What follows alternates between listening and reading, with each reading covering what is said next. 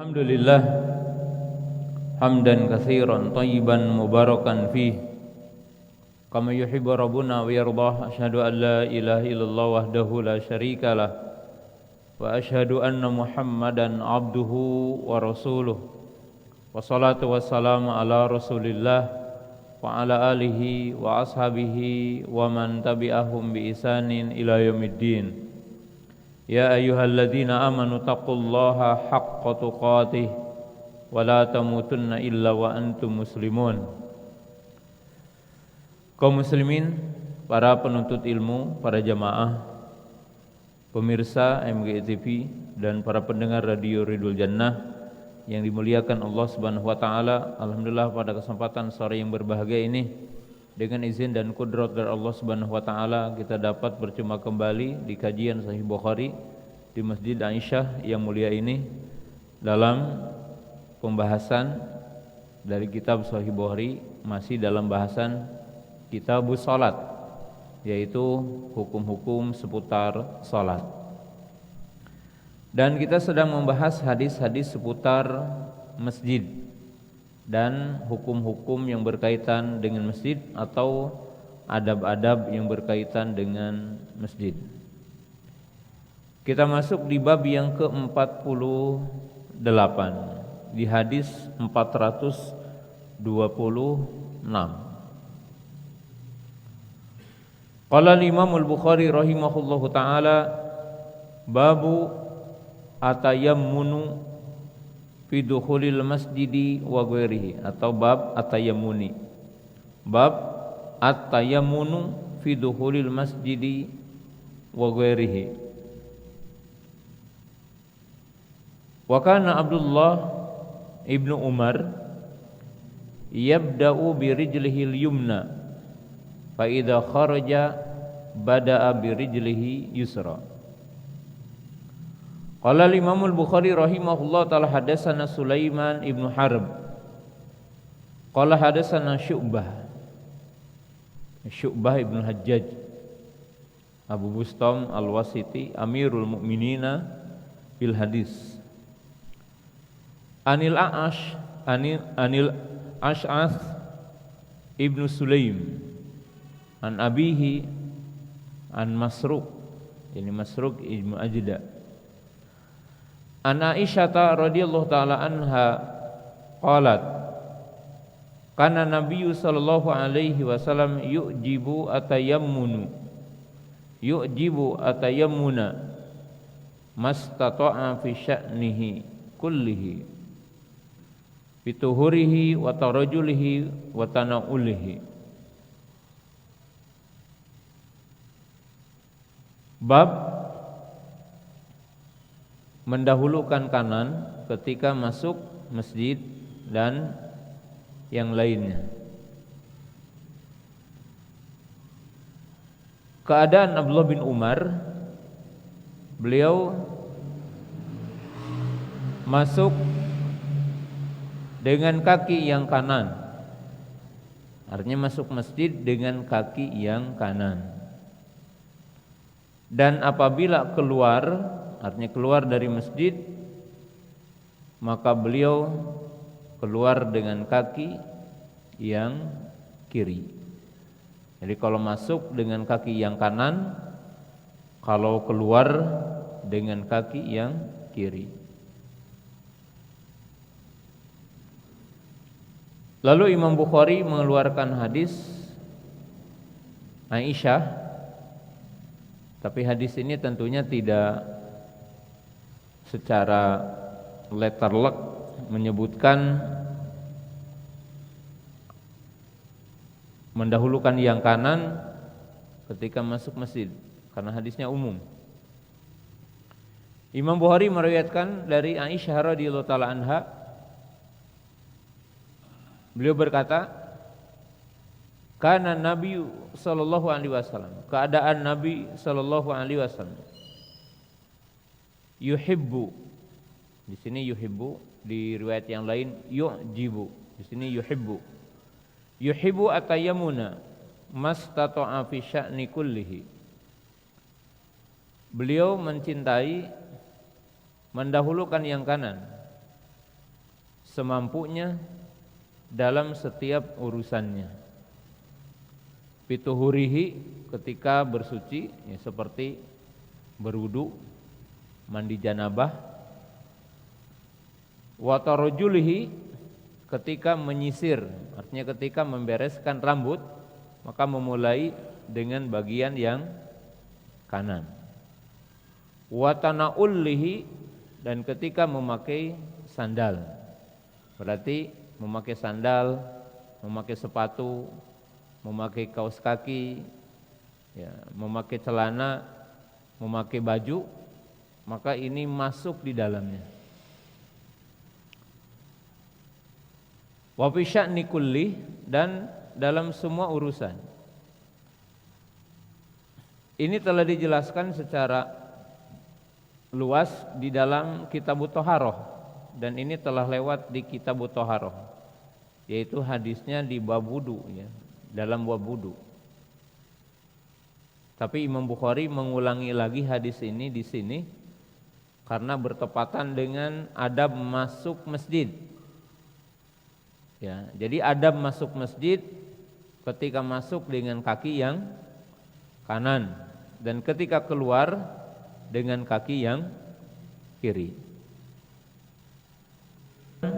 Kuburan Nabi mereka menjadi masjid. Jadi kuburan orang-orang soleh dijadikan masjid atau nabi-nabi mereka. Dan tentang larangan sholat di kuburan. Jadi larangan sholat di kuburan.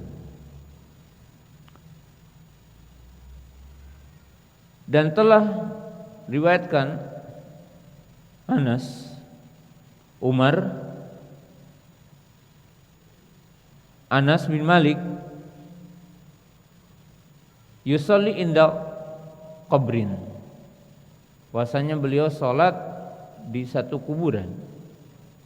Jadi Umar melihat wara'a Umar Anas, dan Umar melihat Anas salat di kuburan. Faqala al-qabra al-qabru, kuburan-kuburan. Walam ya'murhu bil i'adah, dan ia tidak memerintahkan untuk mengulangi salatnya. Kemudian Imam Bukhari meriwayatkan hadis Aisyah, yaitu yang menceritakan bahwa Ummu Habibah dan Ummu Salamah keduanya menceritakan tentang sebuah kanisa. Kanisa artinya adalah sebuah gereja yang ia lihat berada di Habasyah, yang di dalamnya ada patung-patung. Artinya di dalam itu ada patung-patung.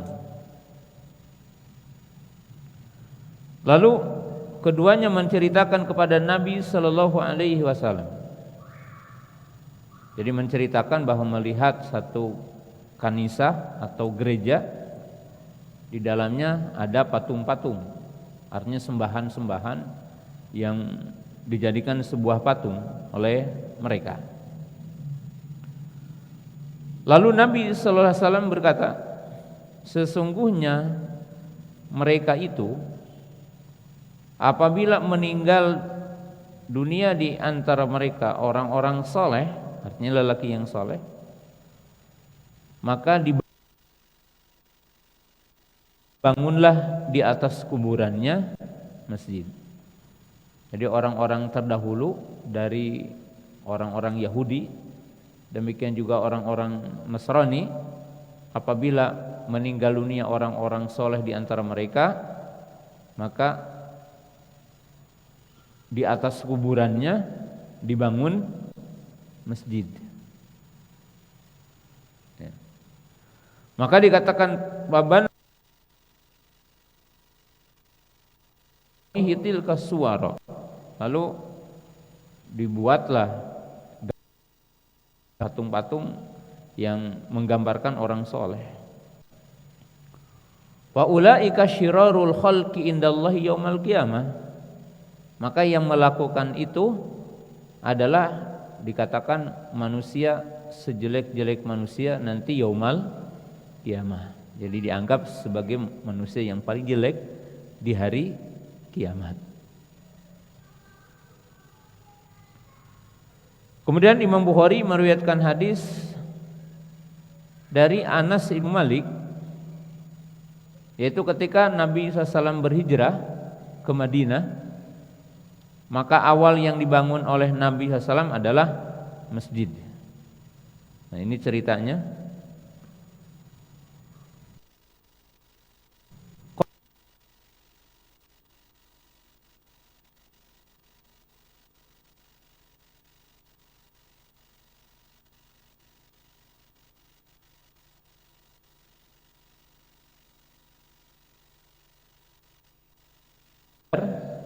Kemudian datang mereka dengan membawa pedang. Artinya biasa mereka menghunus pedang, ya, seperti kita menghunus golok gitu ya. Mereka menghunus pedang biasa.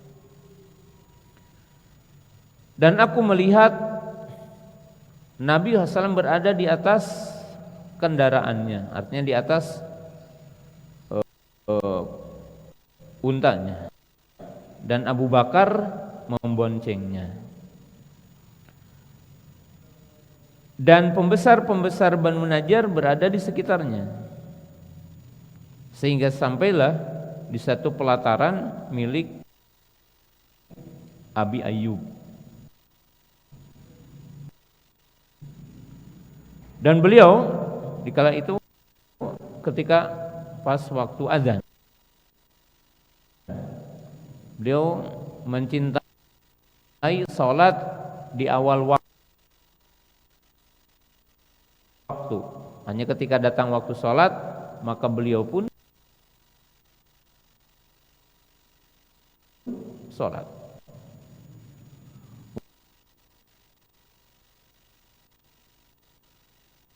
Wa yusalli fi marabidil ghanami. Waktu itu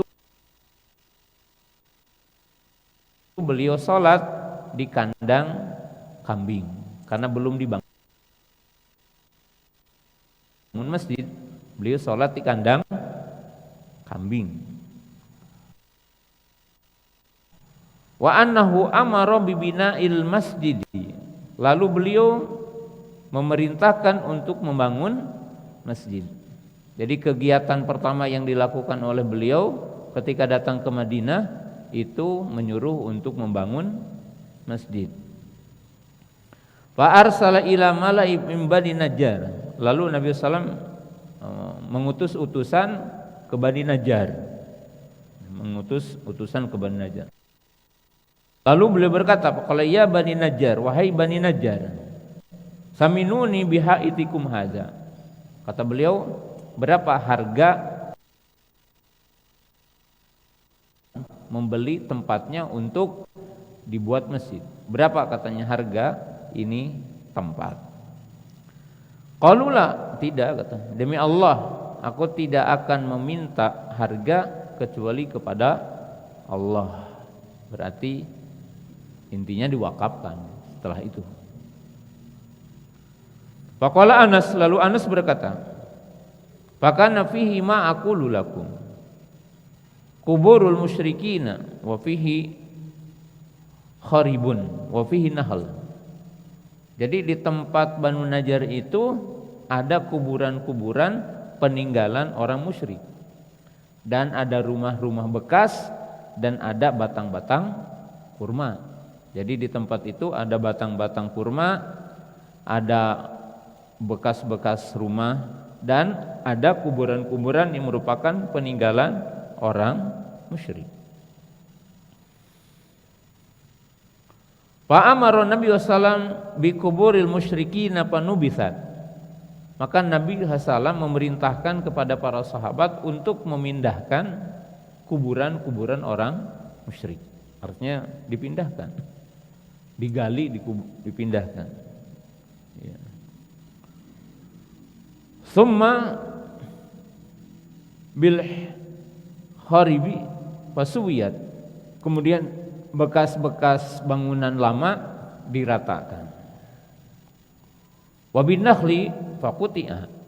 Kemudian pohon-pohon kurmanya ditebang, artinya ditiadakan. Fasafun nakhla qiblatal masjid ini. Nah, kemudian batang-batang kurma itu dibuat untuk sebagai arah kiblat. Artinya dibuat tiang-tiang yang ada di depan, bagian depan masjid. Ya, itu awal pembangunan. Waja'alu hijarah. Kemudian ya dibuat untuk batasan-batasannya itu dengan bebatuan. Hanya tidak di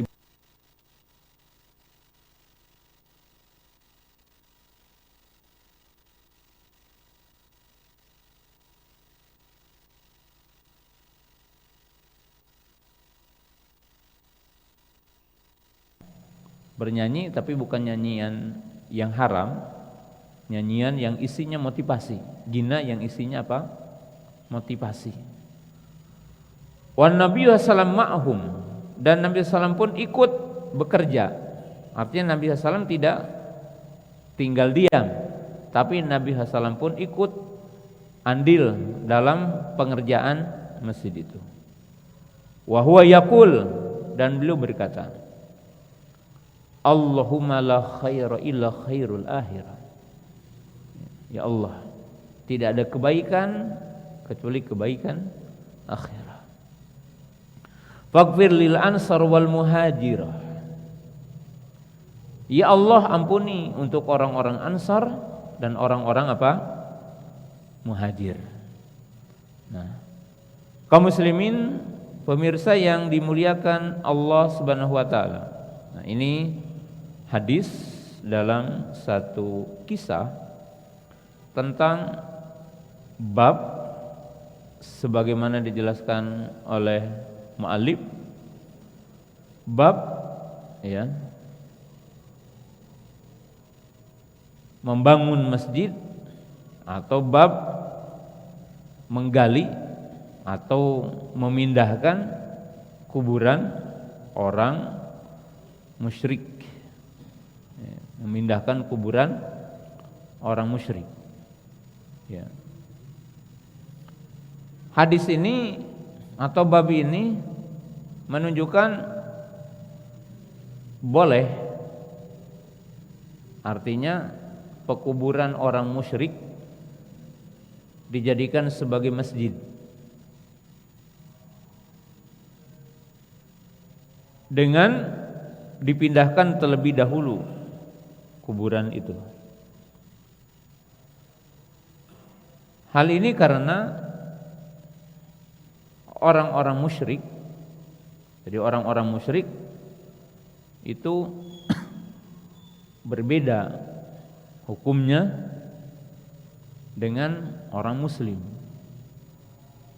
Jadi dari sisi kehormatannya berbeda.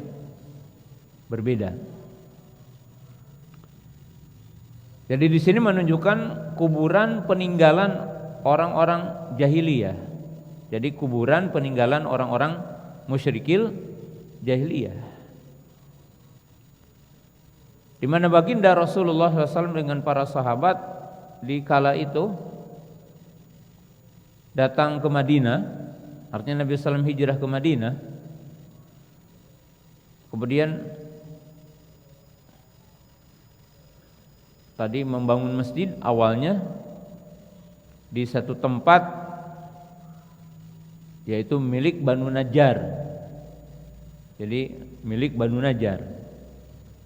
Yang di tempat itu disebutkan dalam hadis tadi, hadis Anas yang panjang. Tadi disebutkan ada 3 hal. Banyak pohon kurmanya, ada bangunan-bangunan bekas, ya. Kemudian ada kuburan orang musyrik jahiliyah.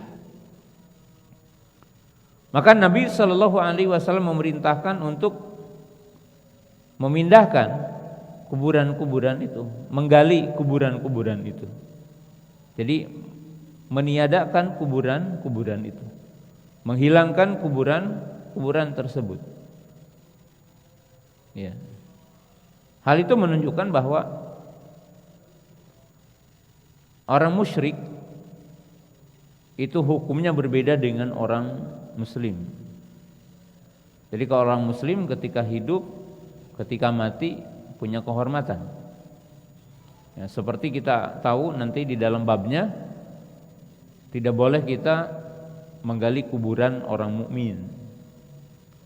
Tidak boleh duduk di atas kuburannya.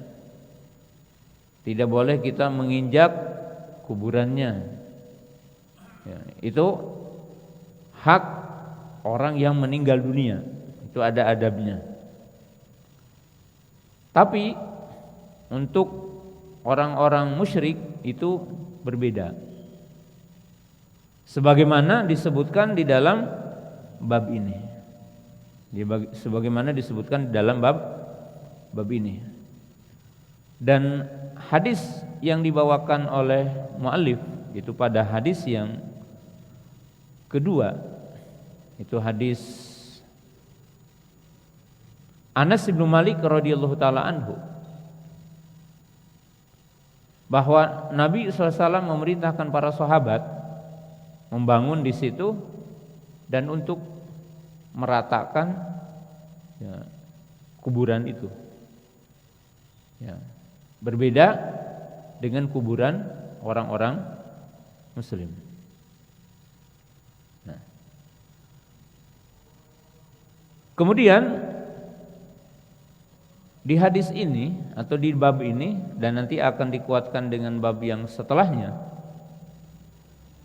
yaitu tentang hukum membangun masjid di atas kuburan, salat di atas kuburan, dan salat menghadap kuburan. Jadi salat di atas kuburan, salat menghadap kuburan, dan membangun masjid di atas kuburan.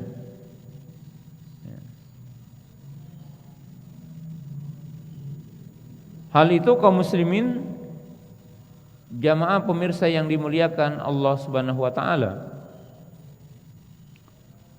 karena dalam syariat Islam itu tidak boleh orang menjadikan kuburan sebagai masjid. Ya. Sebagaimana disebutkan dalam hadis yang tadi, itu hadis Aisyah radhiyallahu taala anha. Nabi SAW mengatakan, la'natullahi 'alal yahudi wa nasara ittakhadhu qubur anbiya'ihim masajid.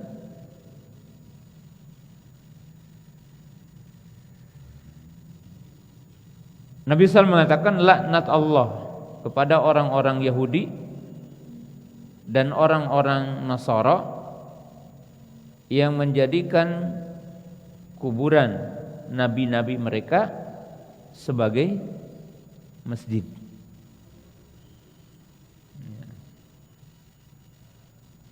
Di hadis yang kedua tadi dikatakan bahwa Nabi SAW mengatakan apa? Ulaika syirarul khalqi yaumal qiyamah. Ulaika syirarul khalqi indallahi yaumal qiyamah. Bahwa Nabi SAW mengatakan, ya, dalam hadis yang tadi kita bacakan, mereka itu adalah seburuk-buruk makhluk di sisi Allah yaumal qiyamah. Jadi yang membangun masjid di atas kuburan, dikatakan oleh Nabi sallallahu alaihi wasallam, mereka adalah seburuk-buruk, ya, makhluk di sisi Allah. Kemudian Rasulullah sallallahu alaihi wasallam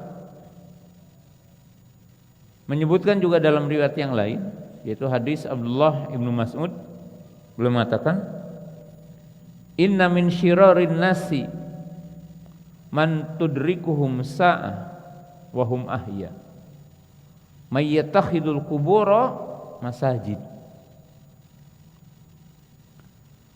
Nabi SAW mengatakan, sesungguhnya seburuk-buruk manusia yang kalian akan dapati mereka, ya, dan mereka masih hidup, yaitu orang-orang yang menjadikan kuburan sebagai masjid, ya, menjadikan kuburan sebagai masjid.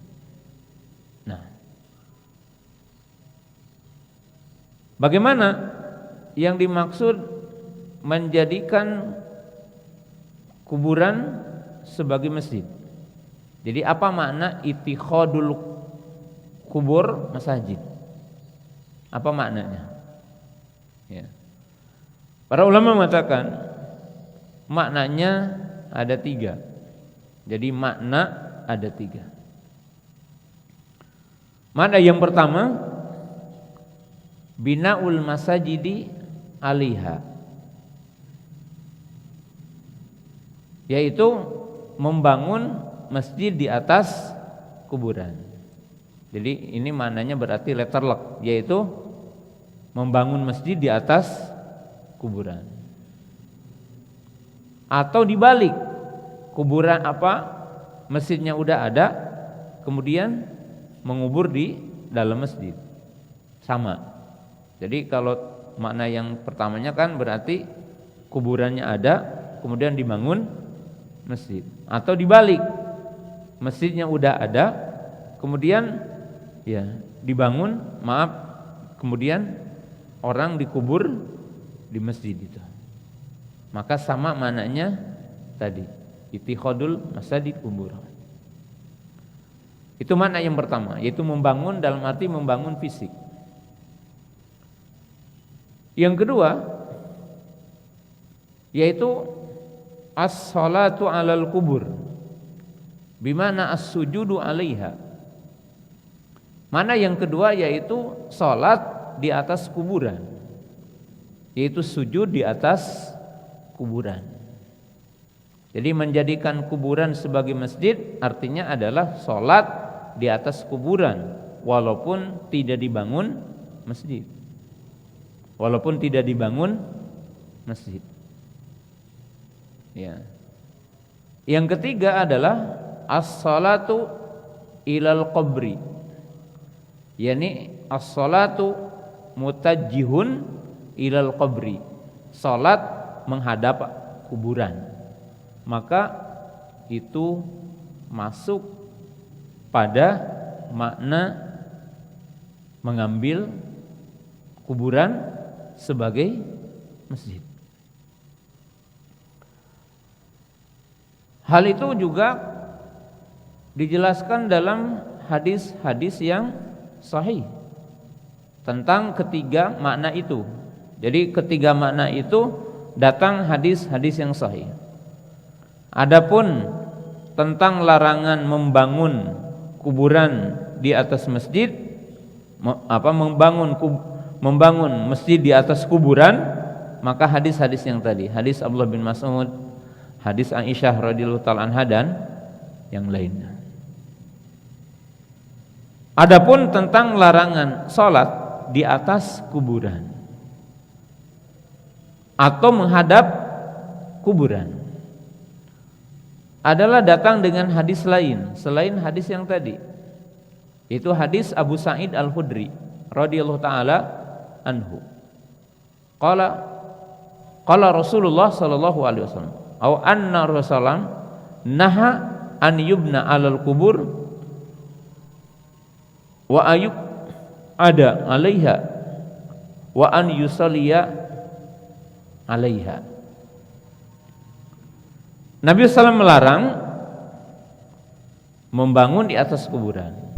Berarti apa saja bangunannya, walaupun bukan masjid, seperti membangun kubah, kuburan dibangun kubah, atau kuburan dibikinkan rumah, itu terlarang dalam Islam. Jadi dalam Islam terlarang, dalam syariat Islam dilarang.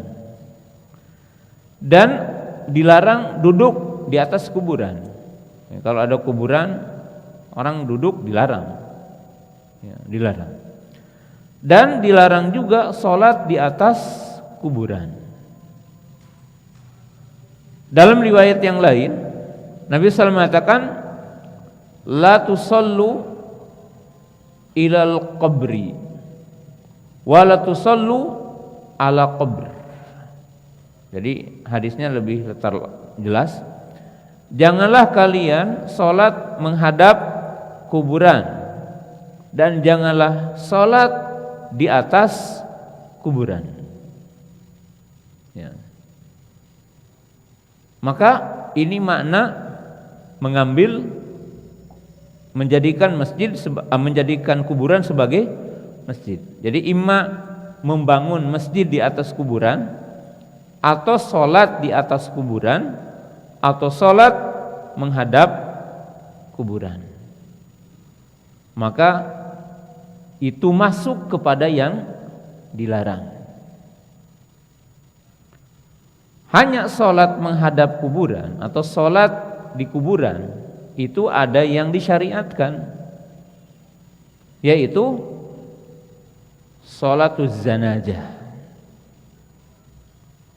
Itu sholat jenazah. Jadi boleh sholat jenazah ya di kuburan. Hal itu sebagaimana disebutkan dalam hadis Abu Hurairah radhiyallahu ta'ala anhu. Jadi hadis Abu Hurairah radhiyallahu ta'ala anhu. Hadis Abu Hurairah. Ya. Yaitu kisah tentang imra'ah sauda, yaitu seorang wanita yang berkulit hitam yang disebutkan taqumul masjid. Dia suka membersihkan masjid. Jadi wanita yang suka merapihkan masjid, membersihkan masjid. Kemudian ia meninggal dunia di waktu malam. Lalu para sahabat ya tidak membangunkan beliau, tidak mengasih tahu Nabi SAW, dan udah dikuburkan. Tiba-tiba Nabi SAW mencari, mana katanya wanita yang suka membersihkan masjid. Tiba-tiba udah nggak ada gitu. Seolah-olah sahabat menganggap bukan orang penting lah gitu, sehingga harus ngasih tahu Nabi Sallallahu Alaihi Wasallam. Kemudian Nabi SAW, daluni ila qabriha, tunjukkan aku ke kuburannya. Maka Nabi SAW sholat ya, dengan 4 kali takbir. Itu takbir pertama yaitu baca Al-Fatihah, takbir kedua baca sholawat, takbir ketiga baca doa, dan takbir keempat juga boleh baca doa. Kemudian beliau mengatakan, sesungguhnya ini kuburan penuh dengan kegelapan.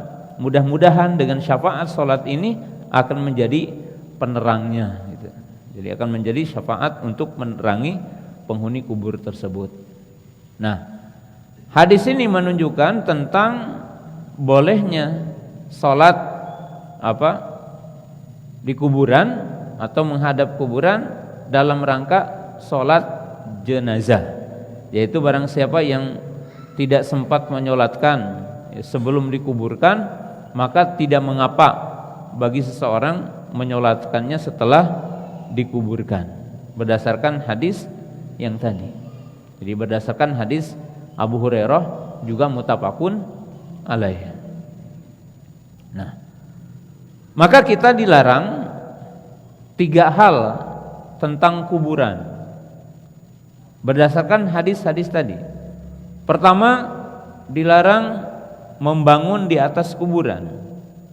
Secara otomatis dilarang membangun masjid di atas kuburan. Jadi tidak boleh kita membangun masjid di atas kuburan, dan tidak boleh kita membangun bangunan di atas kuburan.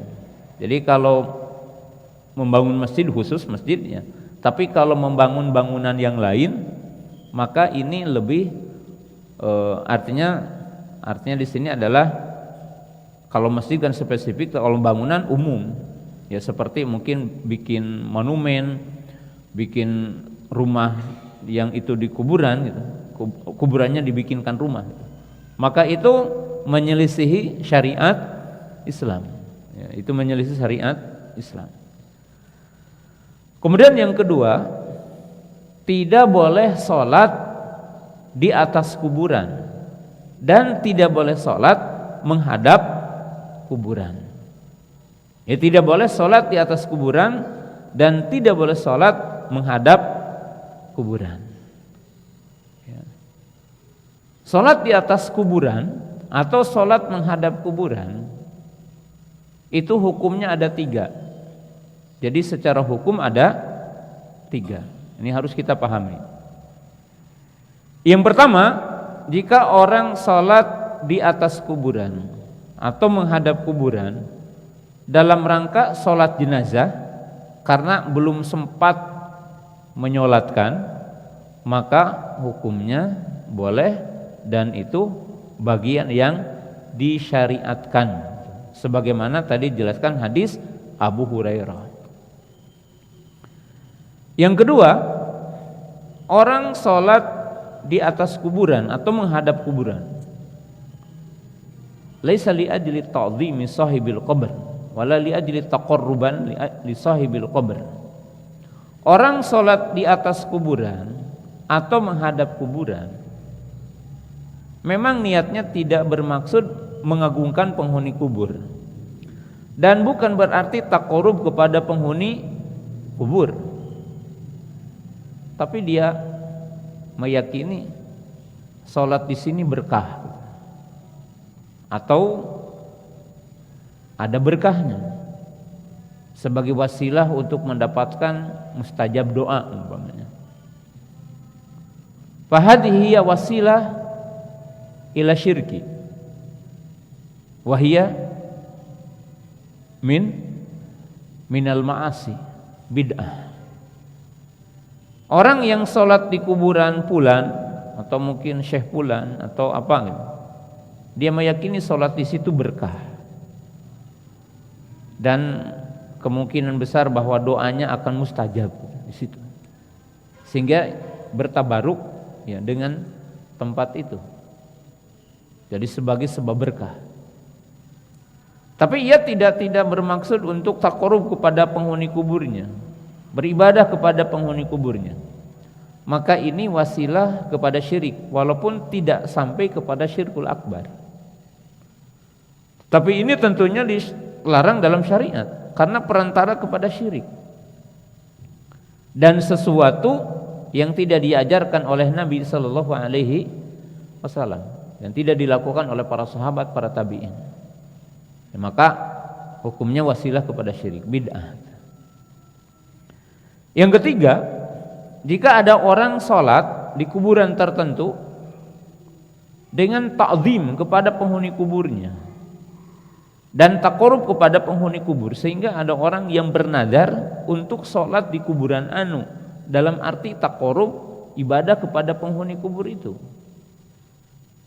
meyakini bahwa penghuni kubur ini memiliki kemampuan gaib akan mengijabah permintaan kita semua. Fahada syirkun akbar mukhrij an millati dinil Islam. Nah, kalau punya keyakinan seperti ini sudah barang tentu ini adalah syirik dan menyebabkan orang keluar dari Islam karena ini adalah syirkul akbar. Wa annal masajida lillahi fala tad'u ma'allahi ahada. Qul inna salati wa nusuki wa mahyaya wa mamati lillahi rabbil alamin. Wa ma umiru illa liya'budullaha mukhlisina lahuddin. Artinya tidak boleh katakanlah sesungguhnya salatku, sesungguhnya sembelihanku, sesungguhnya ibadah hajiku lillah bagi Allah. Dan tidaklah kalian diperintahkan kecuali untuk mengikhlaskan ibadah kepada Allah. Jadi ini macam orang yang salat. Kemudian hukum salat di atas kuburan atau hukum salat di masjid yang dibangun di atas kuburan, hukum sholat menghadap kuburan, maka sholatnya tidak sah. Jadi sholatnya adalah tidak sah. Ini sholatnya tidak sah karena Nabi SAW mengatakan la tusallu ilal kubur wa la tusallu alaiha. Nabi SAW mengatakan, janganlah kalian sholat di atas kuburan dan janganlah kalian sholat menghadap kuburan. Waqala yani min qaidul usul an-nahyu yaqtadil butlan, bahwa larangan itu berkonsekuensi batilnya kalau orang melaksanakan yang dilarang, melaksanakan yang dilarang. Nah, itu perhatikan. Nah, kemudian poin yang perlu kita pahami, ya, kuburan dengan masjid. Jadi kuburan dengan masjid. Ya. Perhatikan, para ulama membagi kuburan dengan masjid supaya paham. Antum sholat mungkin di masjid ada yang kuburan, supaya paham tafsir kuburan dengan masjid. Pertama, ada sejumlah kuburan yang tidak ada hubungannya dengan masjid walaupun ada di sekitar masjid. Gimana maksudnya? Contoh, ya, kita berikan contoh. Ada kuburan di sebelah sana terpisah, kemudian orang bangun masjid. Tidak ada hubungannya dengan kuburan. Kuburan juga tidak ada hubungan dengan masjid. Tidak ada alaqah. Maka tidak ada pengaruh untuk sholat di masjid tersebut. Dalam arti boleh kita sholat di masjid tersebut, tidak ada hubungannya. Ya. Yang kedua, orang membangun masjid ada hubungannya dengan kuburan, atau orang mengubur jenazah, mengubur seseorang ada hubungannya dengan masjid. Dalam arti apa? Ya, ini orang terkenal, punya orang soleh, ya, dibangun dikubur sengaja di masjid, di sekitar masjid. Maka ini punya pengaruh beda. Kenapa? Karena nanti akan ada perasaan bagi orang yang sholat di masjid ini punya alaqah dengan penghuni kubur itu. Nah, tapi dari sisi hukum, kuburan imma berada di dalam masjid, jadi di dalam masjid, imma kuburan dulu kemudian masjid, atau masjid kemudian kuburan. Maka tidak boleh sholat di masjid tersebut, karena sholat di masjid tersebut tidak sah. Yang kedua, jenis kuburan berada di luar bangunan masjid, imam berada di belakang masjid, ya kalau kita berada di arah timur, atau berada di kanan masjid, atau berada di kiri masjid, dan itu di luar areal masjid, maka sholat di tempat tersebut tidak mengapa, sah insyaallah. Atau kuburan berada di arah kiblat masjid dan telah ada dindingnya. Jadi telah ada dindingnya sehingga kuburan terpisah dengan masjid, maka tidak mengapa sholat di masjid tersebut, karena tidak masuk dalam poin yang tadi. Tidak masuk dalam poin yang tadi. Tapi terkadang kuburan berada di pelataran masjid yang orang udah meniatkan itu masjid, walaupun tidak di dalam bangunannya, tidak ada dalam bangunannya. Maka seyogianya kalau ada masjid yang tidak ada kuburannya, dipilih masjid yang tidak ada kuburan seperti itu. Walaupun kalau di luar bangunan masjid, maka ya selama bukan di dalam masjid, ya maka itu tidak mengapa untuk sholat di sana. Tapi kalau ada masjid lagi, ya memilih yang tidak ada kuburannya. Kemudian jika ada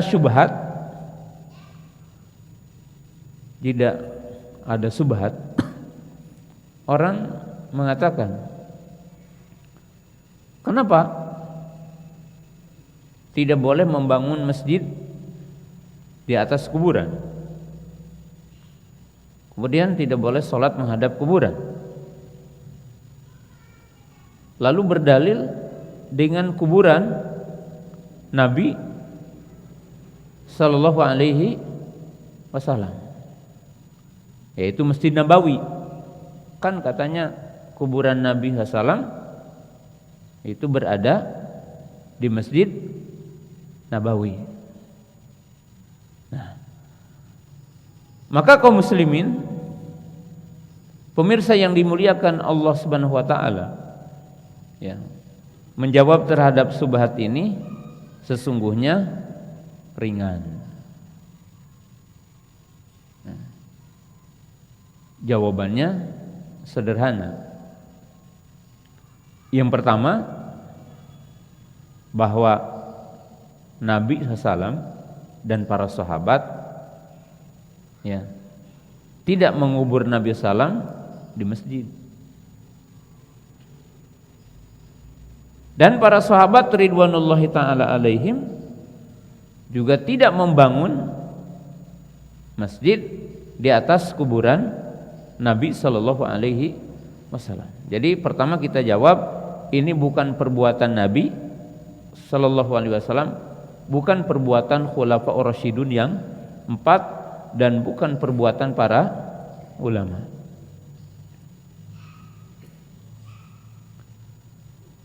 Tapi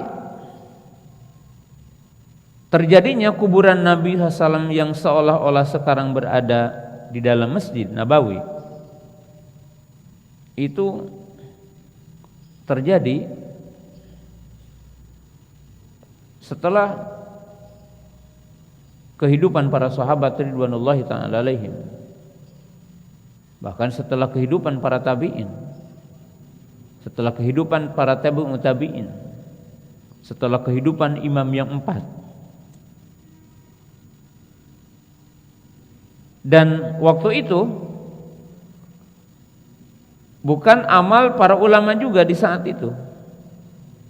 Jadi bukan amal para ulama di saat itu. Jadi artinya bukan usulan ulama yang melakukan hal itu. Jadi artinya bukan amalan para ulama. Bukan ulama yang melakukan hal itu semua. Nah, tetapi